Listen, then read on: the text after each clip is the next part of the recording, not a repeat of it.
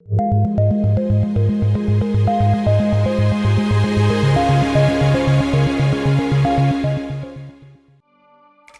Agenda 2030 sets out 17 Sustainable Development Goals for a transition towards less inequalities, less poverty, and more solutions to tackle climate change. How are these global goals concretely translated into local action? With a focus on the energy transition, this session will present successful initiatives from all over the world that have taken it upon themselves to implement these global goals.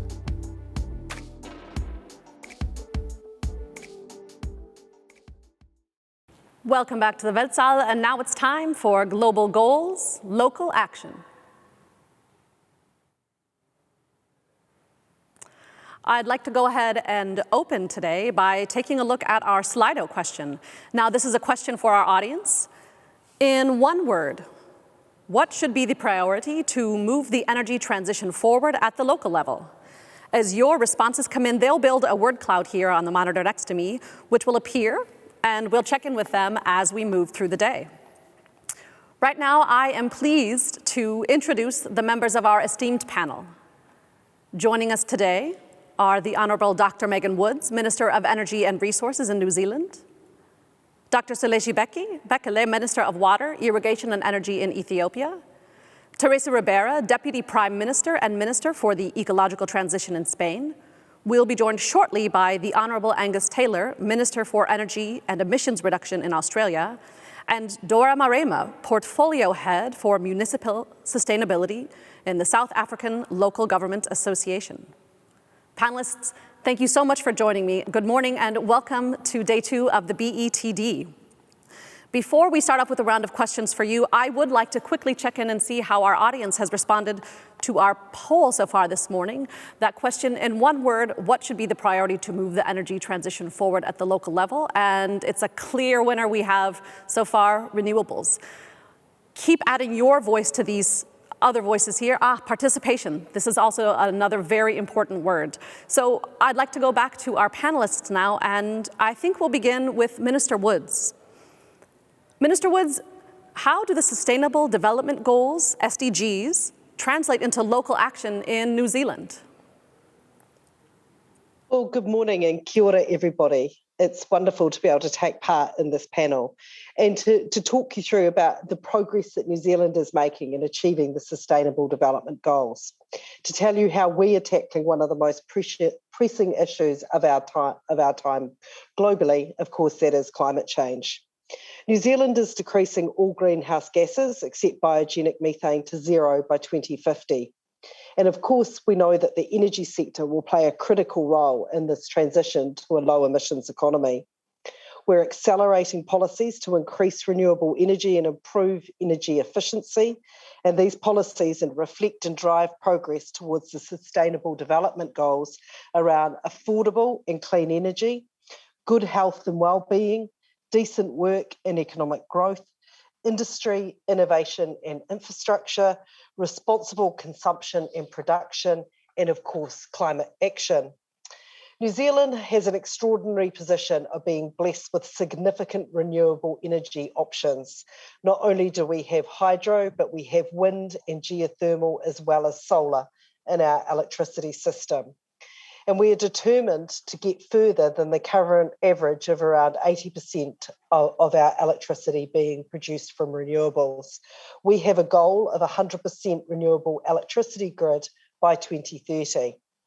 To achieve this, we are investigating pumped hydro to store renewable energy when it's produced, when the wind is blowing or the sun is shining, so we don't have to rely on fossil fuels like gas and coal to make up the balance of our electricity requirements.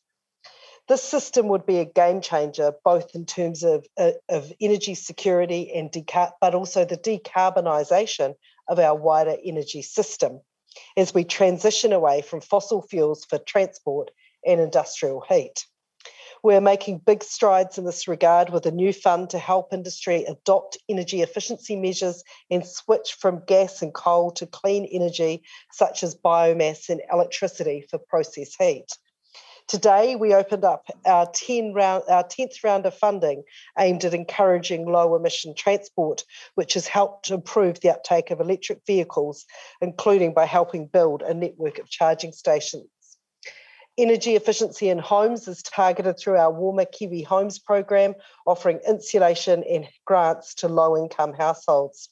And a new project is underway to deliver renewable energy solutions such as small-scale community solar projects on our public housing. Our Energy and Efficiency Conservation Authority is helping New Zealand businesses plan their transition to low emissions by providing information, technical assistance and technology demonstration support for businesses. We have a new national energy centre called Ara Ake, which will lead and facilitate development of low emissions energy innovation and technology. New Zealand has committed to making the transition to a low emissions economy a just transition, one that is fair, equitable and inclusive. We are working with local communities, regions and sectors to manage the impacts and maximise the opportunities of the changes brought about by the transition to a low emissions economy. Another critical part of the relationship in our just transition is the relationship that we have with our Indigenous people, with our Māori tribes, or our iwi, as we call them in New Zealand. A just transition means each region is supported to identify the economic, environment, cultural and social drivers for change to deliver the region's long-run vision. The progress towards the SDGs can also be viewed through the lens of a just transition, as they are fundamentally about these same values: fairness, equity and inclusivity. New Zealand's commitment to sustainable development goals is also a partnership with our Pacific neighbours, where we aim to increase the resilience of energy systems across the Pacific. New Zealand has spent or committed around New Zealand $250 million to increase renewable energy and improve electricity access in the Pacific. New Zealand supports the Pacific renewable energy and access ambitions. The Tongatapu Village Network upgrade and the Nuku'alofa Network upgrade in Tonga are examples of the work we have conducted in the Pacific. These projects reflect Goal 7, affordable and clean energy, as they have increased the safety and resilience of the electricity network in Tonga. Due to the upgrades, there are now fewer faults and the residents enjoy almost uninterrupted supply. Additionally, free electricity connections have been provided to low-income households who previously did not have access to electricity. According to the data, 20% more households were added to the network and now have access to electricity. The energy sector, which is at the centre of the global economy, plays a crucial role amid the COVID-19 crisis and will continue to play a significant role in the post-COVID economic recovery processes. An investment package focused on the energy transition can help stimulate economies and create much-needed jobs, both for the short term and beyond. In my view, linking the short-term recovery to medium and long-term strategies based on achieving the Sustainable Development Goals is the only way forward to achieve our climate change targets through a just transition. I believe that well-designed policy measures and investments for stimulus and recovery can drive the wider structural shift. Fostering national and regional energy transition strategies is a decisive step in building resilient economies and societies. The energy sector must be viewed as an integral part of the broader economy to fully understand the impact of the transition and ensure it is timely and just and in accordance with the Sustainable Development Goals. It is through forums like this that we can learn from and encourage each other to take action. Thank you very much and looking forward to the conversation. Thank you very much, Minister Woods. I'd like to go now to Minister Bekele. What about Ethiopia? How are SDGs implemented in local actions in your country? Thank you very much, Excellencies, Ministers, invited guests, ladies and gentlemen. It is indeed my great honor and privilege to make a remark on this Berlin Energy Transition Dialogue, focusing on how do the Sustainable Development Goals translate into local actions.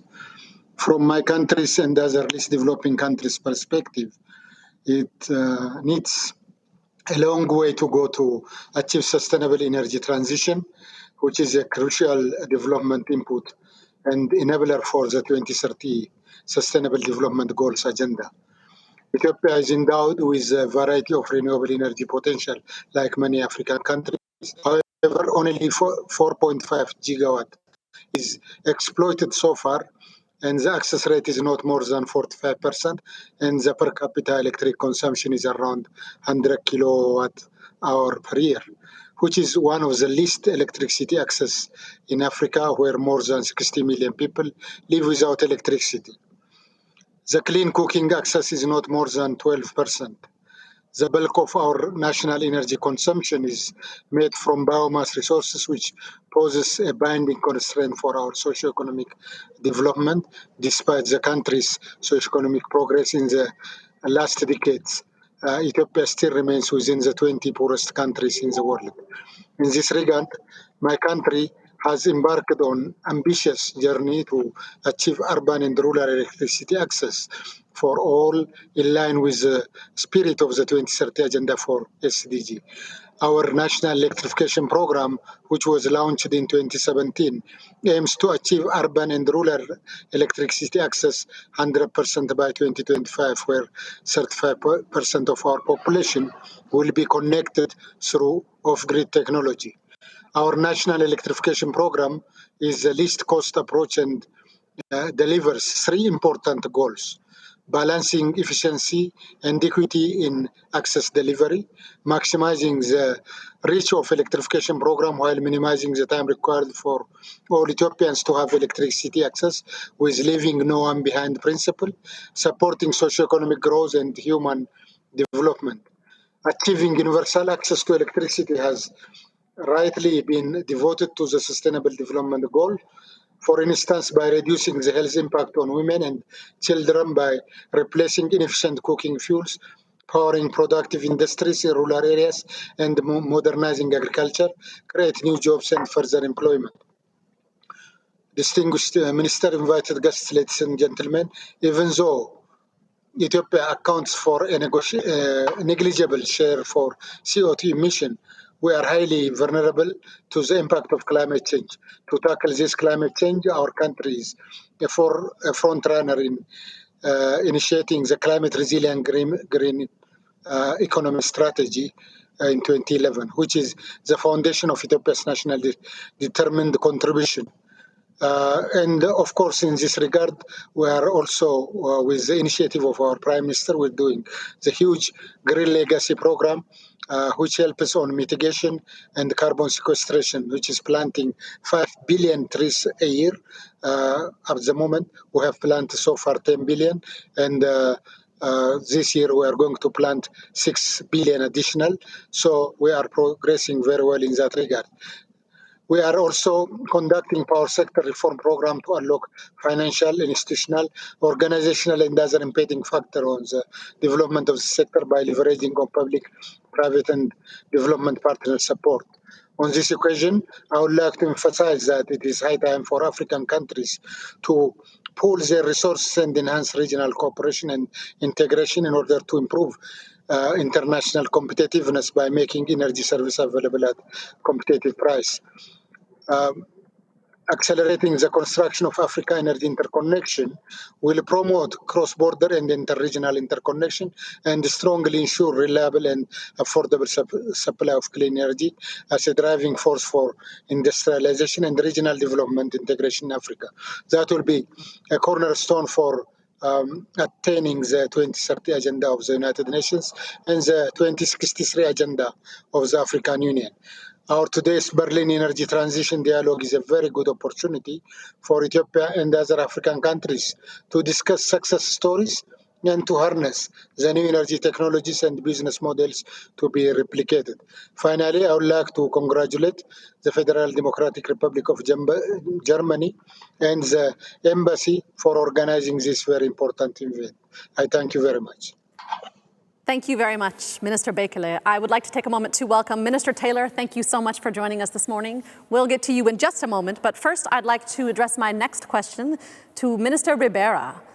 What are the characteristics of local initiatives which successfully implement the energy transition?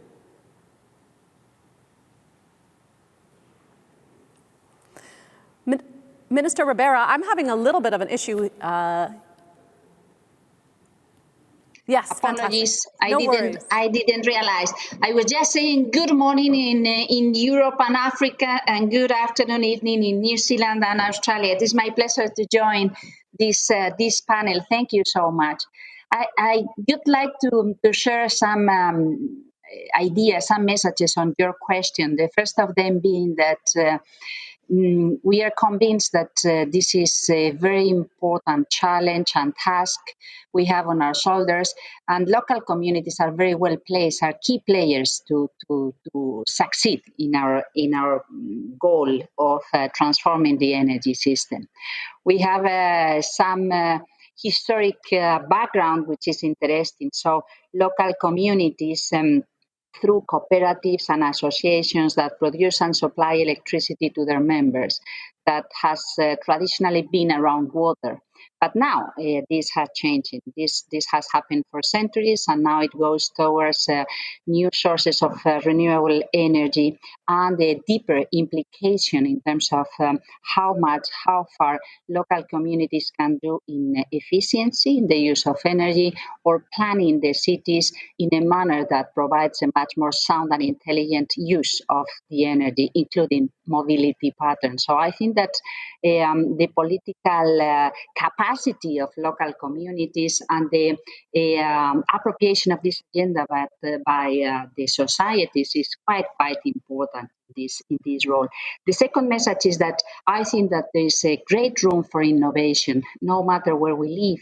The initiatives that the local players have around the use and consumption, the production, use and consumption of energy is quite interesting. So what we are expecting to see, because we are already having some examples, but it is still not something generalized, is to see new business models, new technology solutions, new social innovation patterns that can provide some lessons to be built and to accelerate this energy transformation in the time to come. This is why we think that the regulatory context should help to facilitate this transformation. We have foreseen a role for energy communities and the role of local communities in the energy field in our National Integrated Energy and Climate Plan, in our long-term strategy, but also through the sectoral regulation. Local communities have very important benefits to provide to this system. You were talking about the SDGs, and I think that it is very impressive to see how this relates to SDG 1, so energy poverty and reduce energy costs significantly, empower women, SDG 5, affordable, reliable, sustainable and modern energy for all, so SDG 7, or the economic growth and full and productive employment through these local initiatives, SDG 8, building resilient infrastructure, also when thinking and applying to the energy consumption, SDG 9, or reducing inequality through a much more smarter territorial cohesion in the production and consumption of energy, not to talk about cities and human settlements or climate goals. So I think, or partnerships, SDG 17, yes. So I think that the role of local communities is huge. There are some signals that we are trying to stress, as I said, in the regulatory context. I would like to point out two of them. One of them, local communities being also key stakeholders in the transformation of the energy system when thinking about what we call just transition. This is something that we are all aware of, the impact of this energy transformation for the communities, local communities and the workers that used to have a very strong dependence on coal and fossil fuels production and different energy uses. So how we re-skill workers, how we provide or facilitate the provision of other alternatives for employment and economic prosperity in these territories. And I think it doesn't work unless the local communities are pretty involved in this transformation. So the appropriation of their own future, what they want to be in the time to come, to ensure that people accept assets and builds on their own opportunities. And the second comment is the regulation of the local energy community. So we know that there are these possibilities through the distributed energy systems, how we can produce in a smaller scale, and how this can connect and have an easier access to the grid, the sale of the surplus they produce when they have surplus, and how the technical issues may be solved in a very easy manner. And there we have got a very good response from local communities. They are very interested to go and to invest, so to provide their share in the energy transformation in order to fulfill the 100% renewable energy system we want in the years to come. So I think that there are many very positive experiences, and I would say much appetite to have their share, to play their role, and to show to what extent all this imagination, capacity, and willingness can help into this collective endeavor. Thank you very much, Minister Rivera. We're hearing a lot about local action and local communities, and I'd like to again welcome you, Minister Taylor, and ask you a question. We're eager to hear from you about how SDGs are reflected in local actions in Australia. Well, thank you very much, Melinda, and I'm very pleased to join you today to share Australia's work on what we consider to be one of the great global challenges of our time, which is how to bring emissions globally down to net zero and across the globe as soon as possible, but whilst at the same time growing economies, growing jobs, creating local opportunity and prosperity with affordable, reliable energy. Now, we're doing this with a very strong focus on research and development and supporting deployment of new and emerging energy technologies. And just last year, I launched Australia's Technology Investment Roadmap. It's guiding about $18 billion of government investment in low emissions technologies over the next 10 years. Alongside that, we're expecting about an additional $50 billion of private sector financing, co-investment in Australia by 2030.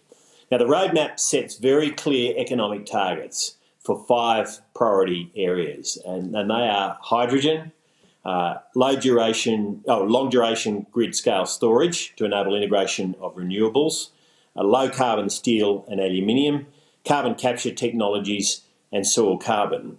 Now, the targets for each of these technologies are very, very specific, and they're set at parity with existing alternatives. So if you take hydrogen, for example, we've set a target of getting the cost of production of hydrogen below $2 Australian per kilogram. That's about $1.60 US, which makes the hydrogen competitive with gas. Our approach builds on the track record of achievement in innovation that we've had in this country for many years, and those achievements include having the world's most successful green bank called the Clean Energy Finance Corporation. We have one of the world's largest and most rigorous offset schemes, the Emissions Reduction Fund, which has already delivered more than 80 million tonnes worth of abatement. And we have the most solar installed of any country in the world, and the most wind and solar combined of any country outside of Europe. Our approach will ensure that we meet and exceed our 2030 commitment under the Paris Agreement. Now, alongside all of that, we're a trusted supplier of energy to many countries across the Asia-Pacific region. And if we can realise our hydrogen ambition, we'll be well placed to continue supplying those partners with cheap, clean energy to support their growth and their efforts to decarbonise alongside that growth. Getting low emissions technologies to parity means countries don't have to choose between growth and decarbonisation, between opportunity and lower emissions. And avoiding that choice, breaking that trade-off, we think is the key to ensuring at the local level we're able to support prosperity in our communities. The 5 technologies I've prioritised under our roadmap have the potential to substantially reduce or eliminate emissions in sectors that are responsible for 90% of the world's emissions, which are about 45 billion tonnes annually. So getting those technologies to parity will make net zero practically achievable, not just for high-income countries, but this is crucially important for developing nations as well. It'll enable industrial-scale decarbonisation that's required for sustainable development and all that goes with that, of course. But Australia recognises that we won't be able to make these technologies globally scalable and commercially viable on our own. The race to develop effective vaccines against coronavirus shows what can be achieved when the world works together towards a common goal. We need to bring that same laser-like focus and collaborative effort to accelerating the development of practical technology pathways. We're already collaborating with our trading and strategic partners, including Germany, Korea, Singapore, the UK and the US. And this year, ahead of COP26, we want to ramp up that collaboration. We welcome ambition, but practical action and achievement at the local level on the ground is what actually matters. Our technology level plan will see Australia supporting global efforts to reduce emissions as we recover from the global pandemic. Thank you. Thank you very much, Minister Taylor. And to wrap up our introduction statements, Dora Marema. Now, from your perspective at the municipal level, what is the one key message you would like to share in terms of local implementation of SDGs? Thank you so much, and thanks for this opportunity to participate in this panel. In terms of what would happen at the local level, it is important to make sure that we are aware that translating SDGs to a local level involves a lot of communication, a lot of stakeholders. That we are aware that the local government level, it comprises of a lot of actors as well, and that it is actually the form of government that is closest to the people.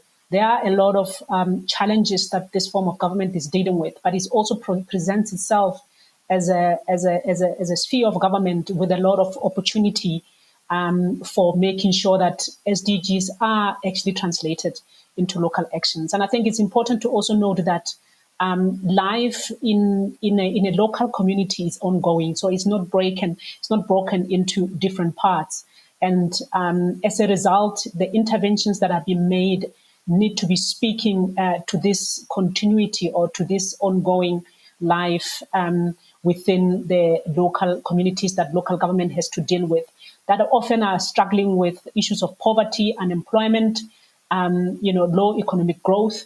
And as a result, we need to be able to map the SDGs from the top. Take one, say, for example, SDG number 14, and use that and to connect it up, to create a pathway and connect with the other SDGs and find a way in which they can be implemented at the local level without having to single out each one of them, to connect to the people's daily struggles and to meeting their daily needs of service delivery, access to clean water, access to energy, access to food and education, and all of that packaged together as things that are not subdivided into smaller parts. So I think it's important to make sure that there has to be a lot of awareness raising at a local level to ensure that municipalities or the local government is aware of the SDG agenda and be able to locate itself within that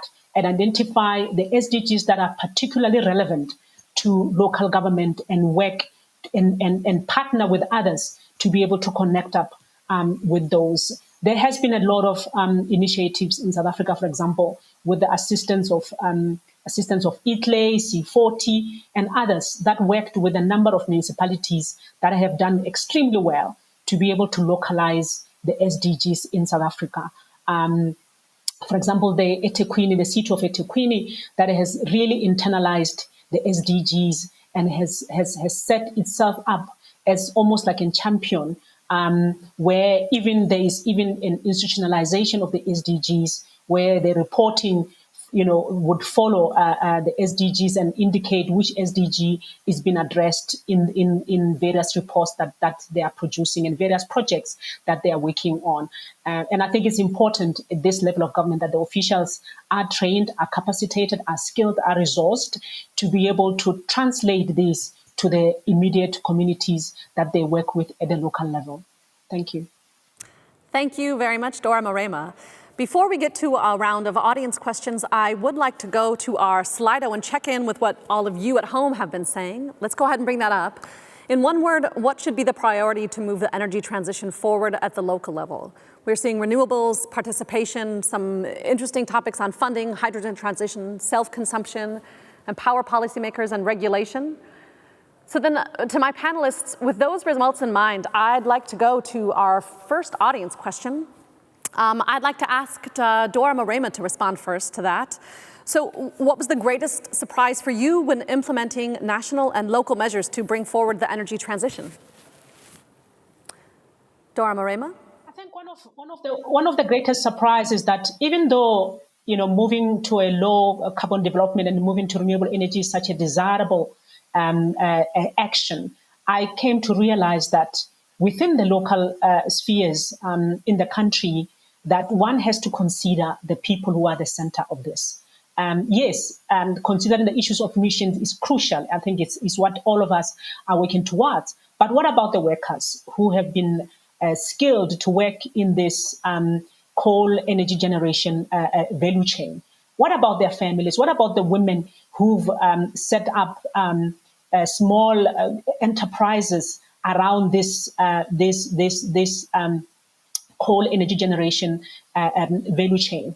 Are we taking them along with us? Do they understand the new path that we need to be taking to make sure that they are not being left behind? Are we considering the issue of reskilling the workers who've been for many decades skilled to work in this environment, which we are now moving away from? For me, a just transition, when you implement it at the local level, it's important that you pay attention to the dynamics within the local community. And I think it cannot be a one-size-fits-all. It needs to be able to pay attention. What are the dynamics within these communities? How can we start moving gradually these communities away from this coal energy generation economy into a more cleaner one? How do we reskill them? How do we use that as an opportunity to educate and to raise awareness in such a way that the many millions who still don't have access to electricity can now embrace or even start requesting energy generated through cleaner forms, that it actually comes from them, that they understand that if we do not take this path, we will end up with a warming climate, which will result in a lot of floods and cyclones that will in turn affect them. That they will be the ones that will be worst affected, and as a result, we need their buy-in. We need them to be able to partner with us at a local level to be able to start moving away from the fossil fuels and energy economy into a more cleaner one. Thank you very much, Dora Marema, with some very important questions that we need to be asking. I'd like to address the same question, though, to Dr. Woods. What was the greatest surprise for you when implementing national and local measures to bring forward the energy transition? Very similar observations, actually. Just what a central organising force in terms of the economic future of the region that the energy transition offers if we do the transition properly. And like the previous speaker, talking about the need to appreciate the need for reskilling, the need for planning and workforce planning around the industries that come next to make sure that local people are going to benefit from what comes next. I think one of the things that we've found very much in the area where we have done our intensive work around just transition in Taranaki in the North Island of New Zealand, which has traditionally been our oil and gas production region. And of course, New Zealand made the decision in 2018 to end the issuing of new exploration permits for oil and gas. It's just how well the community has embraced this, that they're really looking forward to a future and have grasped what the opportunities might be there. But I think one of the things that we've done a lot of international engagement around just transition and what that would look like, but the need to absolutely localise this for the specific area. So as I mentioned in my introductory comments, the need for us to approach this in a bicultural way with our Indigenous people, with the Māori tribe or iwi in New Zealand, both as commercial partners, but also at a community level, has been integral to the success in New Zealand. And I think that we do have to accept, and again, it's echoing the previous speaker, there is no one size fits all when it comes to this. There's a lot we can share, but we have to understand the hyperlocalism that sits at the core of much of what we need to do. Hyperlocalism is an important word, and also talking about a few successful measures so far. We have another audience question that actually asks, what are some of the characteristics of successfully implemented local actions? I'd like to direct that question to Dr. Selesi Bekele from Ethiopia. Dr. Bekele, would you care to comment?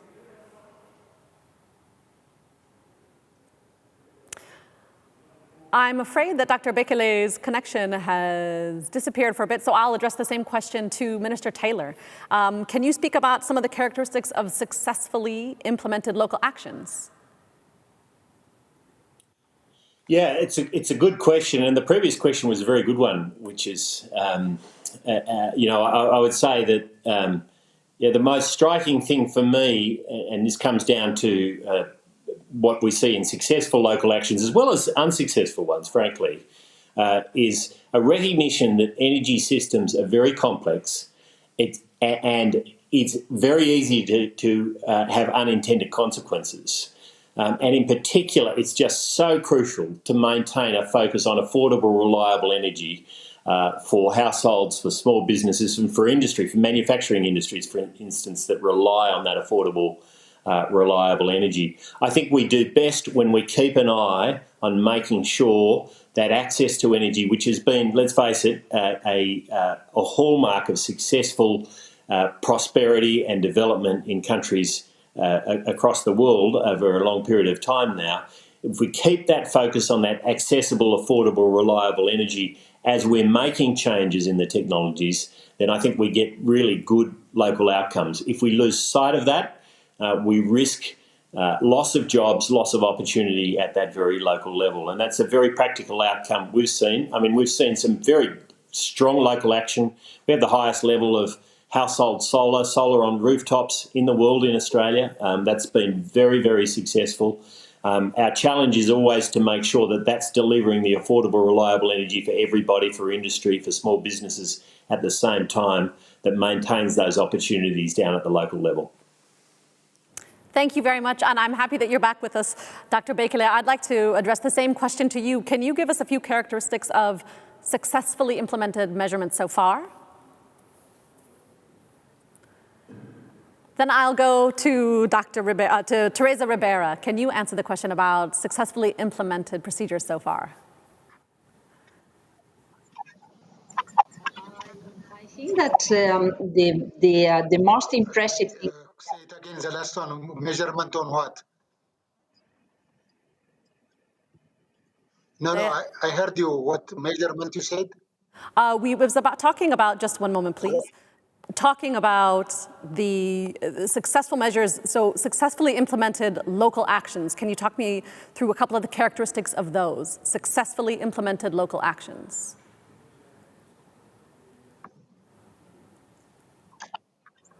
I'm afraid that there's a bit of a delay in our communication, Dr. Bekele. I'll go ahead and come to you, Teresa Ribera.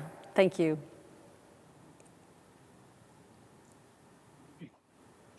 I think that the most successful thing has been the...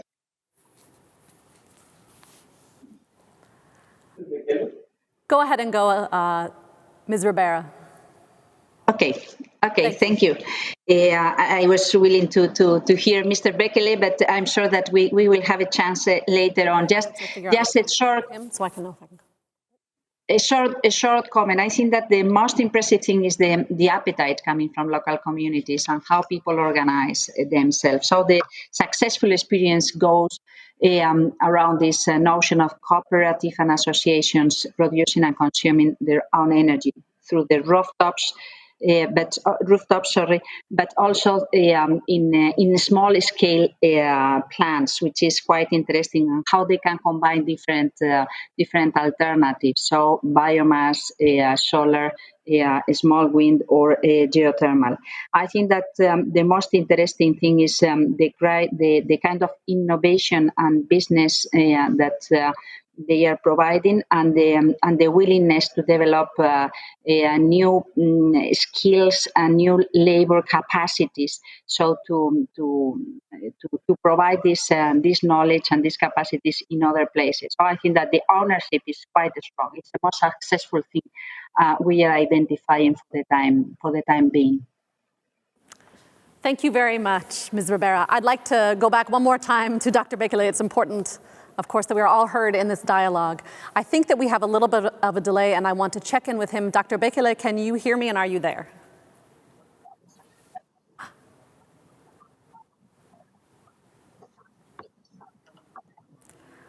I think there might be a significant delay, but I know that we will be able to check in with Dr. Bekele on social media, and his statement will be available under the hashtag BETD21 at the @greensofa_BETD handle.